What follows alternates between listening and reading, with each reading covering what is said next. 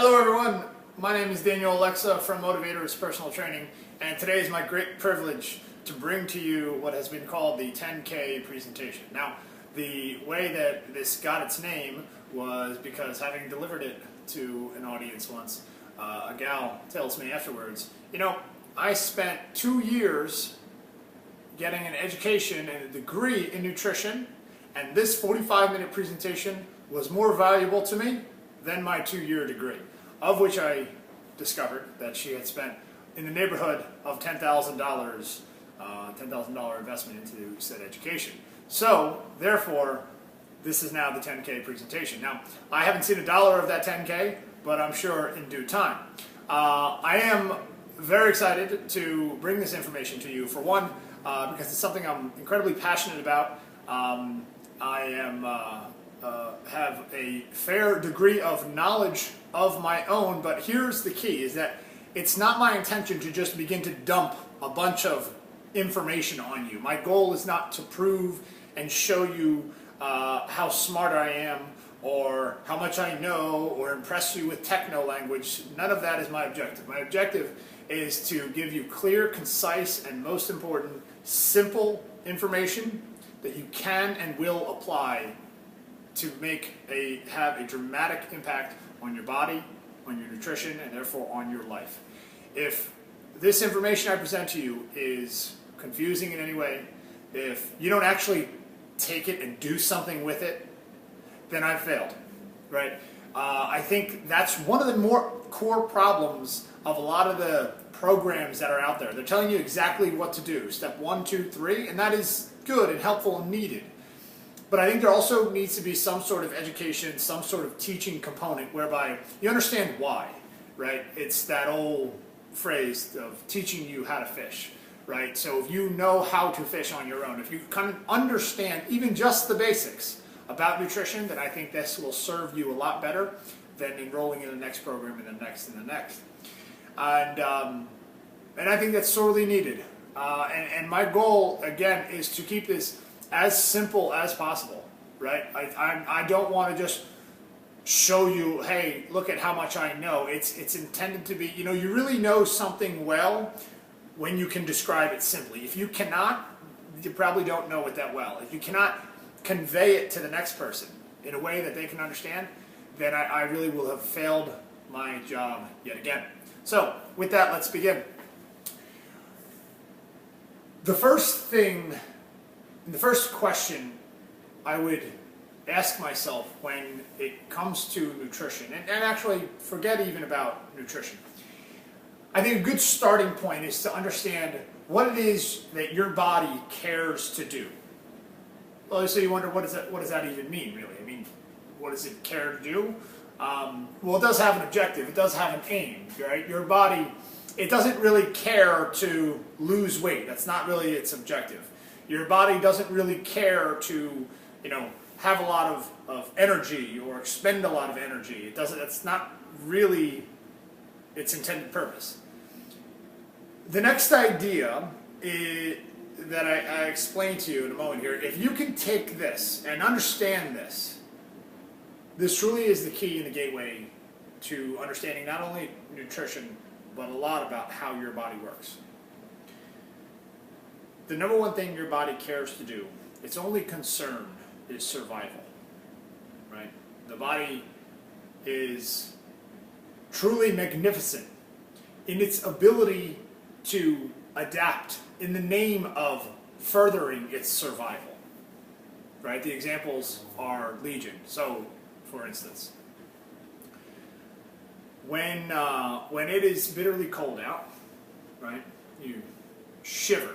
The hairs on your skin begin to raise, right? Those are adaptations to the threat of the cold as far as your body is concerned.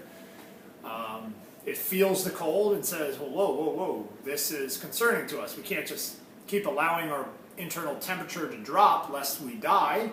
We'll have to adapt. Let's kind of shake as such. Let's raise our hairs, both helping to increase and capture heat, keep you warmer, right? Adapting to the threat of survival that is the cold. The converse is also true. When it's very warm and very hot outside, you sweat. You release heat, right? The body's not just not going to let you overheat and die yet again, right? Again, that's its core concern, is surviving. So it releases heat. That's a physical adaptation to the stress. How about in exercise? You know, the first time that you go and you lift weights, you're terribly sore, right?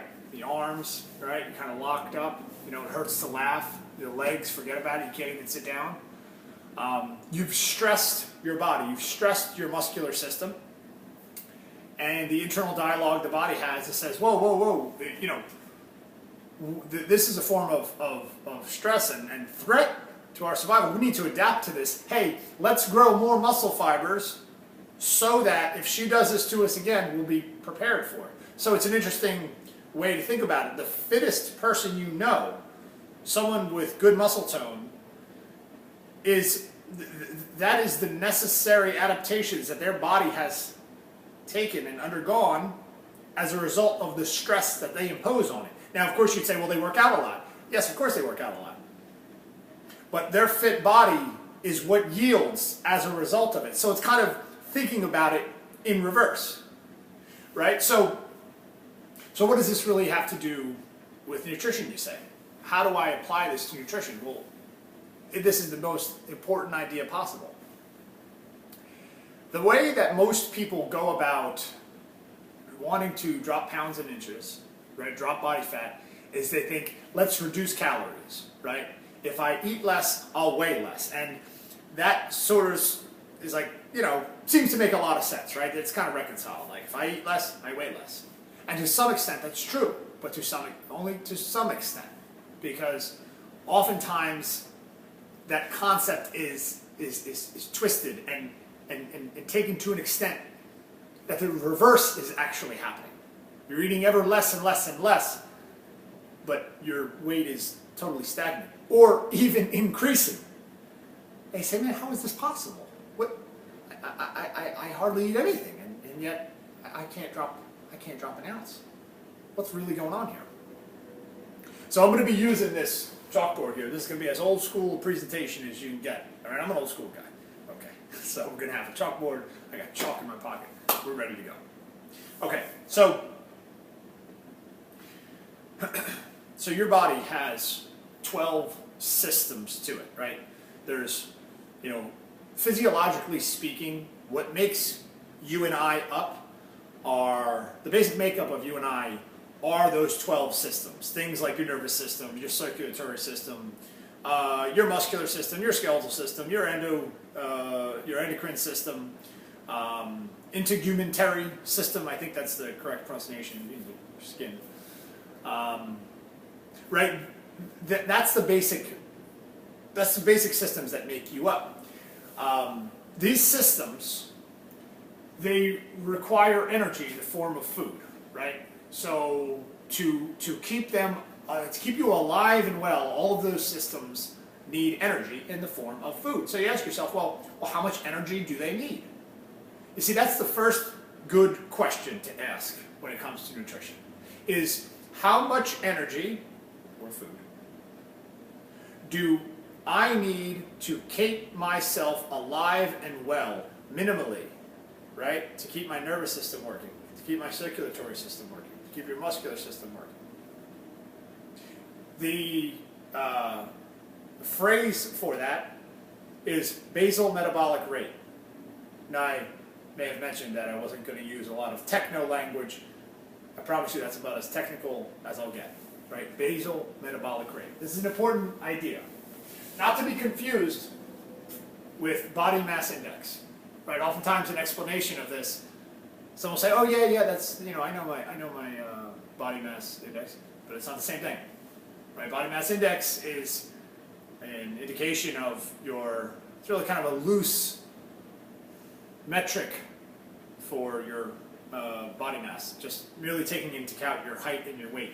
Not always as accurate. As far as BMI is concerned, I'm obese. And a lot of people that are clearly visually not obese are considered obese, according to that scale. So we're not talking about that. We're talking about BMR, basal metabolic rate.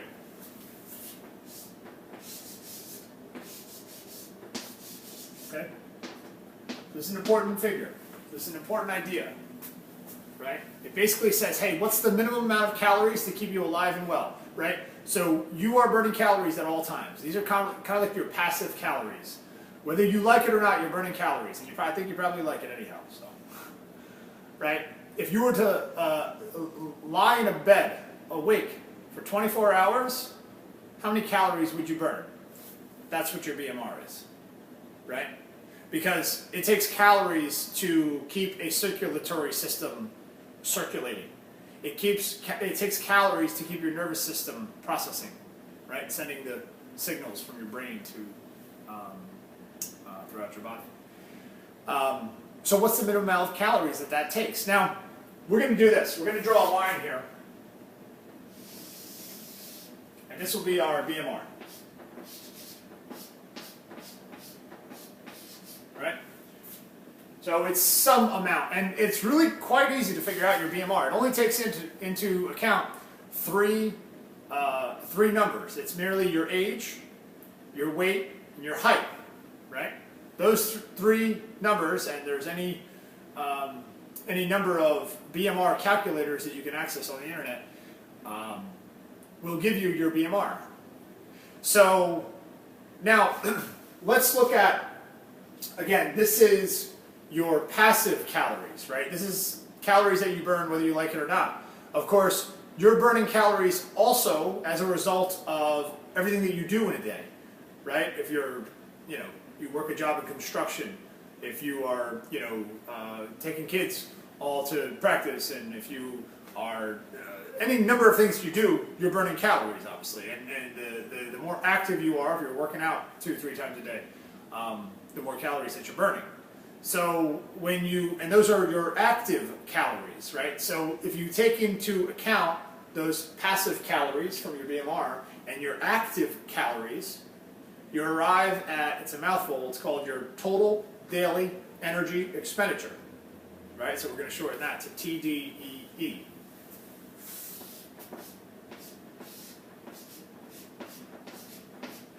Okay, that's going to be this line up here, right?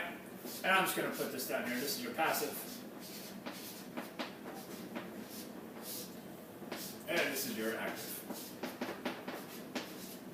All right, so your TDEE, of course, is a number higher than your BMR. So let's take a look at what happens when we consume at caloric levels that are below this, in between this, and above this, right?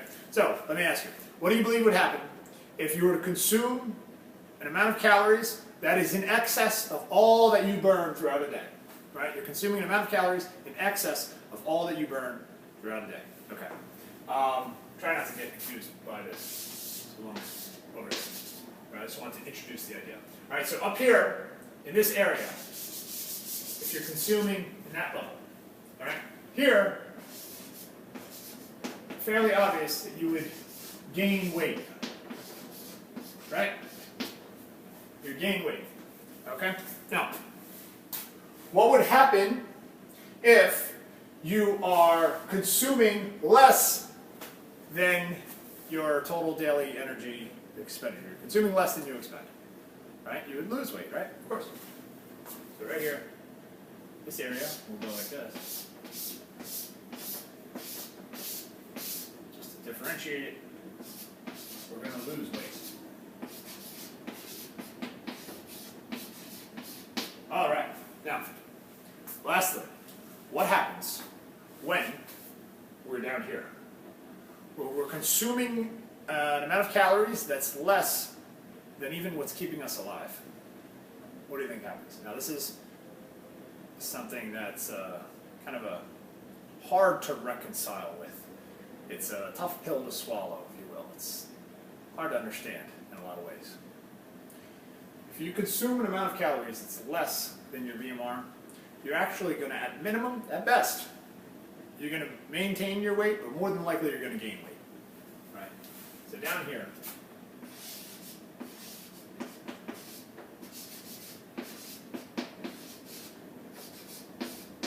is where you gain weight. So you say to yourself, how is that possible? Why? Why will you gain weight down there?